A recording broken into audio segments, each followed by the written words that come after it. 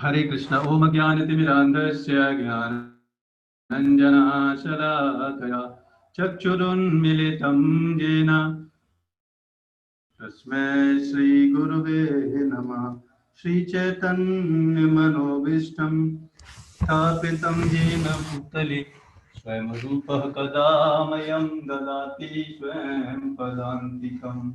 वन्देऽहं श्रीगुरौ श्रीयुतपदकमलं श्रीगुरुन् वैष्णवांश्च श्रीरूपं साग्रजातं सहिगणरघुनाथवितं तं सजीवं साद्वैतं सावधूतं परिजनसहितं कृष्णचैतन्यदेवं श्रीराधा कृष्णपादान् सहिगणललिता श्रीविशाखान्वितांश। हे कृष्ण करुणा सिंधु दीनबंधु जगत्पते गोपेश गोपिका कांत राधा कांत नमोस्तुते। तप्त कांचन गौरांगी राधे वृंदावनेश्वरी वृषभानुसुते देवी प्रणमामि हरिप्रिये। वाञ्छाकल्पतरुभ्यश्च कृपा सिन्धुभ्येव च पतितानां पावनेभ्यो नमो नमः। जय श्री कृष्ण चैतन्य प्रभु नित्यानंद श्री अद्वैत गदाधर श्रीवासादि गौरभक्त वृंद। हरे कृष्णा कृष्ण कृष्ण हरे हरे, हरे राम राम राम हरे हरे।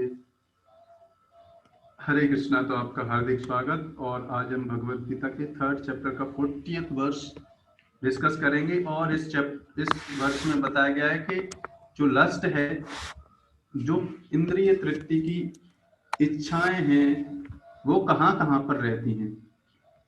अगर ये हमको पता हो तो हमको उन चीजों को साफ रखना चाहिए। तो आइए समझते हैं, भगवान बता रहे हैं। इंद्रियाणि मनोर्बुद्धिर यातिष्ठन्मनोच्यते ऐतिर्विमोहात् ज्ञानम हा ज्ञानमावृत्य देहिनाम। भगवान बता रहे हैं, इंद्रियां, मन तथा बुद्धि इस काम के निवास स्थान है। ये 3 स्थान है जहां पर ये लस्ट रहती है। कहने का मतलब ये इच्छाएं इन स्थानों पर रहती हैं। अगर इन स्थानों पर अच्छी इच्छाएं डालेंगे तो अच्छी इच्छाएं डेवलप हो जाएंगी। गलत इच्छाएं, इंद्रिय तृप्ति की इच्छाएं डालेंगे तो गलत इच्छाएं इंप्रेशन पड़ेगा। जैसे इंद्रियां मतलब जिनसे हम कार्य करते हैं, जिनसे हम नॉलेज लेते हैं। आंख, नाक, कान, मुंह, त्वचा, जीभ, पैर, हाथ, इन इंद्रियों को जिसके संपर्क में लाएंगे। अब चॉइस हमारे हाथों में कि इनको इनसे गलत चीजें करते हैं या फिर अच्छी कार्य करते हैं। जैसे आंखों से गलत चीजें भी देख सकते हैं, अच्छी चीजें भी देख सकते हैं, है कि नहीं। ये तो इस्तेमाल करने वाले व्यक्ति के ऊपर है। इस संसार में अच्छी चीजें भी हैं, बुरी चीजें भी हैं, है कि नहीं। तो जो व्यक्ति के ऊपर डिपेंड करता है। बद्ध जीव के अंदर ये टेंडेंसी होती है कि वो हमेशा, उसकी इंद्रियां, मन और बुद्धि हमेशा गलत कार्य करने के लिए प्रेरित करती हैं। ये सिम्टम है किसका? बद्ध जीव का। तो इंद्रियां, दूसरा मन में ये इच्छाएं बैठी रहती हैं, क्योंकि इंद्रियों से जनरेट होती हैं। जैसे इंद्रियों से आप एक बार करोगे, दोबारा जैसे ही आप देखोगे तुरंत इच्छाएं। और बुद्धि, इसलिए अगर इन तीनों को कृष्णा कॉन्शियसनेस में लगा दिया जाए तो फिर हम इन काम वासनाओं से छुटकारा पा सकते हैं। जैसा कि कल आपको इसके डीप में बताया था कि कितनी खतरनाक है ये लक्ष्य। इनके द्वारा यह काम जीवात्मा के वास्तविक ज्ञान को ढककर मोहित कर लेता है। देखो, बुद्धि से डिसीजन लेती है। बुद्धि क्या करती है? डिसीजन लेती है ज्ञान के आधार पर। जो ज्ञान स्टोर है हमारे, बुद्धि उसके हिसाब से डिसीजन लेती है। मन में सारे विचार स्टोर रहते हैं। इंद्रियों के माध्यम से इनपुट, इंद्रियां क्या है? इनपुट आउटपुट डिवाइसेस हैं। मन क्या है? इन थॉट्स का स्टोरेज डिवाइसेस है। और बुद्धि क्या है? बुद्धि है जहां पर ज्ञान रहता है और इसके बेसिस पर मन डिसीजन लेता है कि ये ठीक है, करूं या ना करूं।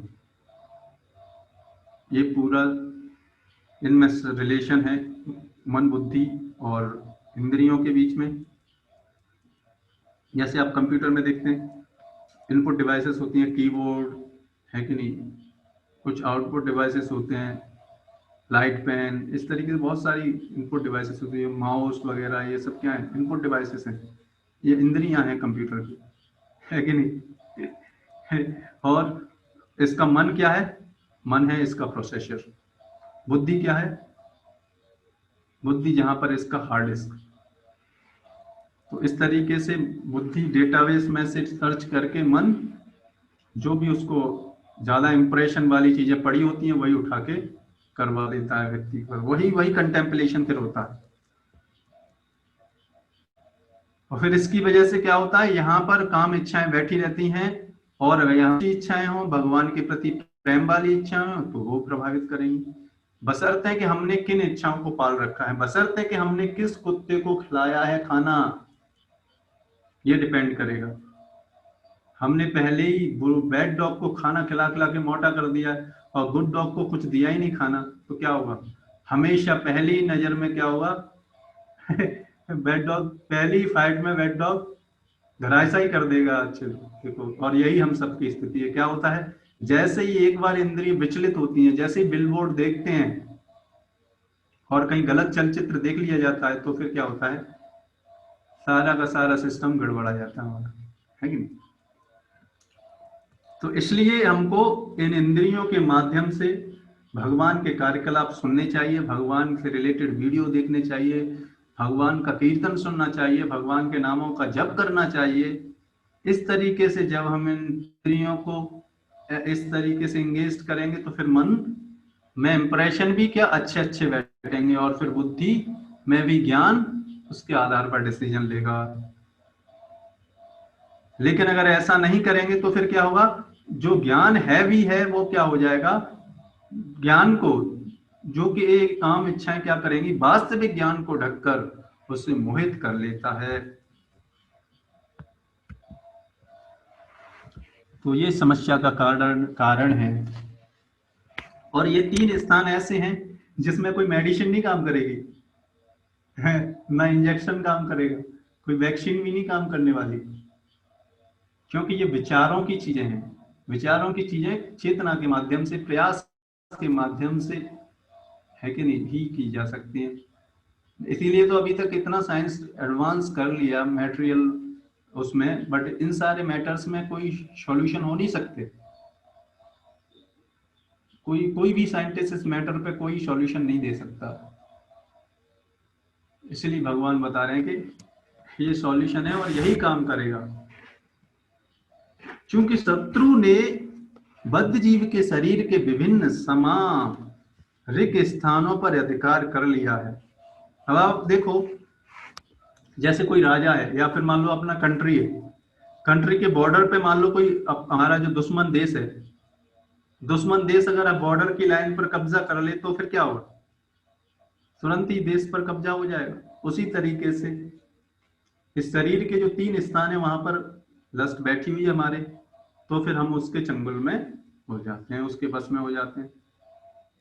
अतः भगवान कृष्ण उन स्थानों का संकेत कर रहे हैं जिससे शत्रु को जीतने वाला यह जान ले कि शत्रु कहां पर है कि नहीं?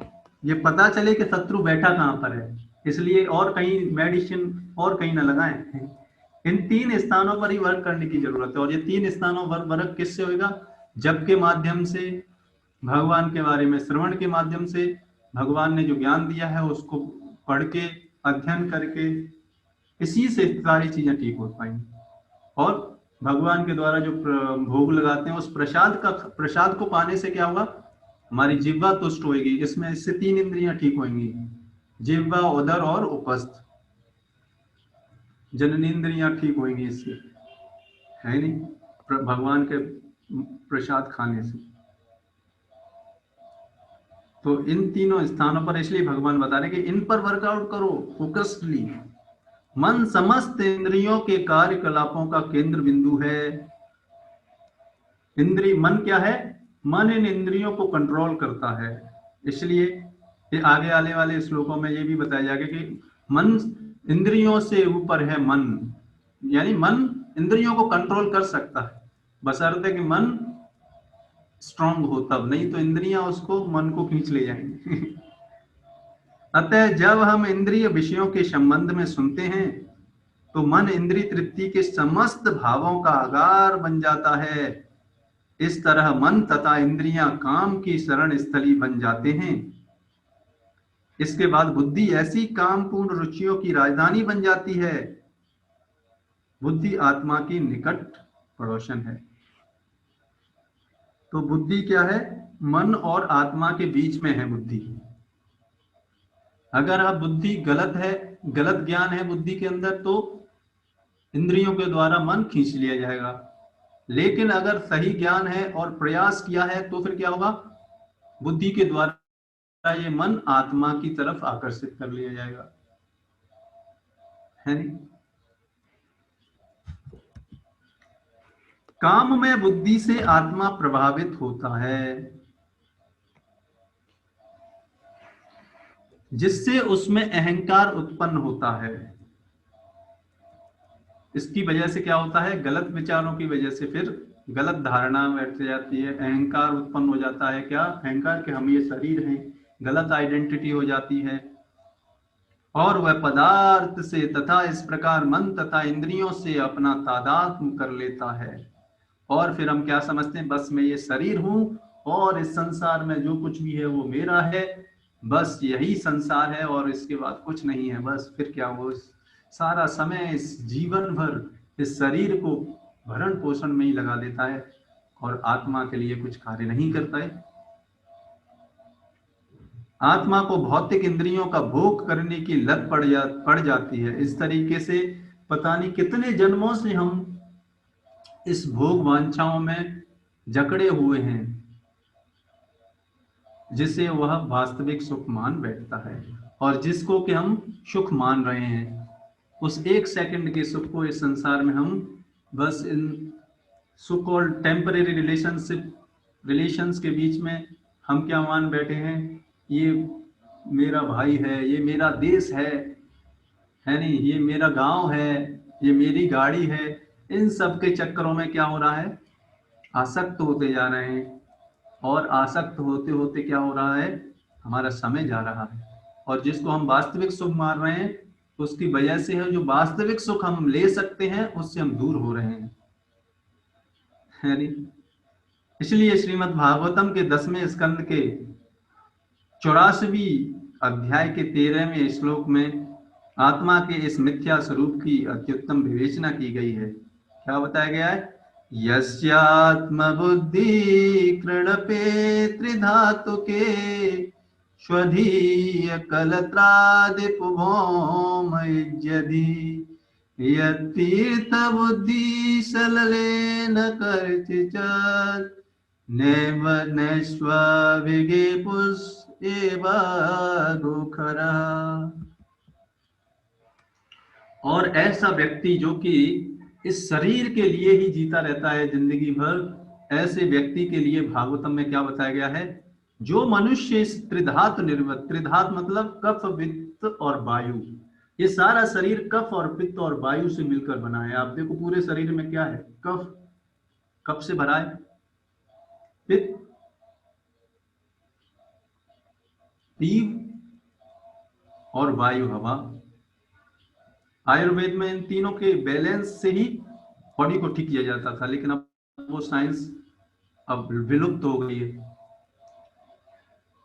तो ये इन तीन धातुओं को बताया गया, कफ पित्त और वायु। तो ये शरीर मिलके बना है। अब इस शरीर को आप देखोगे 1 मिलीमीटर स्किन अगर थोड़ा सा फाड़ के रख दी जाए, इस शरीर को कोई पसंद नहीं करेगा, है कि नहीं? आप चेहरे को, इस संसार की सबसे सुंदर स्त्री कोई हो या सुंदर पुरुष हो, कोई भी हो, उसके चेहरे का 1 मिलीमीटर स्किन निकाल के आप सामने हो जाओ, कितना प्रेम करते तब पता चलेगा। है कि नहीं? भाग जाएंगे, दूर हो गए, है कि नहीं? तो इससे क्या प्रूफ होता है? इससे ये प्रूफ होता है कि हम इस संसार में इस चमड़ी से आकर्षित हैं, प्रेम से नहीं आकर्षित। वो लस्ट है, वास्तव में वो चमड़ी से आकर्षित है, वो लस्ट है हमारे अंदर, भोग की से हम आकर्षित हैं। नहीं तो चमड़ी उतारने के बाद भी आकर्षण होता कि नहीं होता?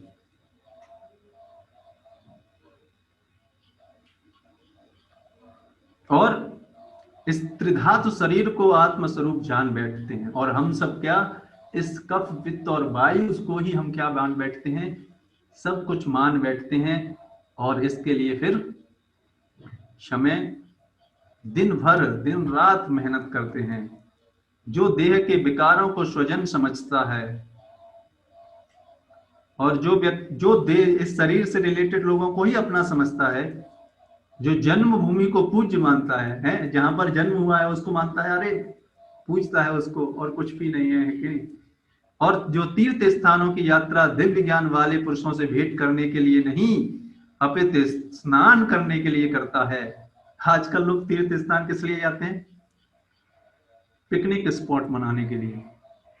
तीर्थ स्थानों का मतलब है कि वहां पर जाएं तो वहां के साधु जो पुरुष हैं वहां के, उनसे ज्ञान अर्जित करें, इसलिए वहां पर जाया जाता था। लेकिन आजकल तीर्थ स्थान तो पिकनिक स्पॉट बन गए, वहां पर ज्ञान की तो बात छोड़िए, अज्ञान और मिल जाएगा, ठीक है? तो अब ऐसे व्यक्ति को शास्त्रों में सोचो क्या बताया जा रहा है। ऐसा व्यक्ति जो अपने को शरीर मानता है और अपने देश को पूज्य मानता है, तीर्थ स्थानों पर केवल पिकनिक मनाने के लिए जाता है या केवल नहाने के लिए जाता है, उसे शास्त्रों में गधा बैल के समान समझना चाहिए। ये बताया गया भागवतम में कि वो गधे के समान है या बैल के समान है। आप सोचो, कहने का मतलब वो जानवर है। इसीलिए तो आप देखो महाभारत में श्लोक बताया, आहार निद्रा भय मैथुनम च सामान्य तत् पशुभि नराणाम धर्मो हेतेसद अधिको वितेसद धर्मे नहीं ना पशुभि शमना। जो व्यक्ति आहार निद्रा भय और मैथुन, ये 4 कार्यों में लगा रहता है, पूरा जीवन इन्हीं कार्यों में लगा देता है, वो क्या है? जानवर है। आप देखो जानवर क्या करता है, सारा बुद्धि और सारा इंटेलिजेंस, सारा कार्य जिंदगी भर एक ही उद्देश्य रहता है उसको, बस खाना मिल जाए और सोने को मिल जाए, और अगर कहीं लड़ाई हो तो बचाव करे और मैथुन करे, बस ये सब चीजें करने में ही जानवर की लाइफ है बस। और अगर मनुष्य जीवन भी इन्हीं 4 कार्यों के लिए अगर लगा रहता है तो वो जानवर से बढ़कर नहीं है। इसलिए देखो भागवतम में बताया गया है वो गधा या बैल है। तो ऐसे कार्यों से ऊपर उठना चाहिए। ये मनुष्य शरीर मिला भगवान की प्राप्ति करने के लिए। बड़ा मुश्किल है ये मनुष्य शरीर मिलना, लेकिन हम अपने चारों तरफ मनुष्यों को देखते हैं तो हमें लगता है अरे कोई वैल्यू नहीं समझते इस शरीर का। इस शरीर में हम चाहें तो इसी जीवन में भगवान के धाम जा सकते हैं, और चाहें तो इसी जीवन में यहीं पे भी रह सकते हैं। तो हमारे हाथों में है, अगर हम भगवान का भजन करेंगे तो भगवान के पास इस जीवन में पहुंच सकते हैं, और भगवान का भजन नहीं करेंगे तो फिर इस जानवर की तरह ही हम इस संसार में पड़े रहेंगे। तो बुद्धिमानी इसी में है हमारी कि इस संसार से निकल जाएं और उसके लिए भगवान का भजन करें निरंतर, जैसे आप सब भक्त कर रहे हैं, और इस संसार से इसी जीवन में निकल जाएं। ठीक है, तो आज के सेशन और भी जानना चाहते हैं तो हमारा ग्रुप है जर्नी ऑफ सेल्फ डिस्कवरी, उस पर आप ज्वाइन कर सकते हैं, और भी इस तरीके के सेशंस में आने के लिए, फिर और पर्सनल गाइडेंस के लिए, उसमें और ज़्यादा आप समझ सकते हैं इन सारी चीज़ों से, है ना। तो इस तरीके से हम इसको, आज के सेशन को हम यहीं पे विराम देते हैं।